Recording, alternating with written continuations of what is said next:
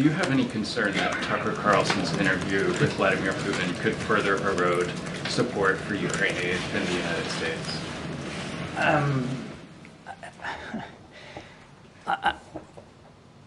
We're convinced that there is strong bipartisan support on Capitol Hill for supporting Ukraine.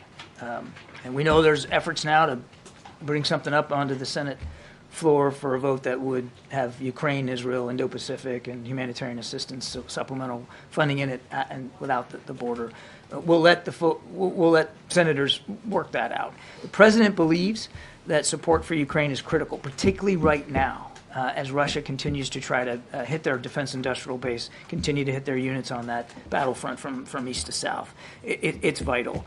And he's confident that, and based on the meetings he's had with leaders on Capitol Hill and the discussions he's had, certainly over recent weeks, that, again, the leadership, even on the House side, the leadership is solidly in support of supporting Ukraine. Now, how they're going to be affected or impacted by a television interview, I couldn't begin to guess. I guess I'm asking beyond just Congress, among the American people, many of whom, watch Tucker Carlson's show and are inclined already to be skeptical of American support for Ukraine. Would hearing directly from Putin potentially erode that further, not just in the halls of Congress, but among the people? I think the American people know well who's at fault here.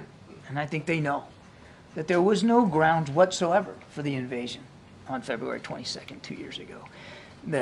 He invaded a neighboring country without provocation. Ukraine wasn't a threat to anybody, and the American people understand that. And the American people understand what Ukraine's fighting for. And all they're asking for is our help. They're not asking for American boots on the ground. Again, I don't think the American people are going to be swayed by one single interview. And I think anybody that watches that interview, I haven't seen whatever's said, need to make sure remember you're listening to Vladimir Putin.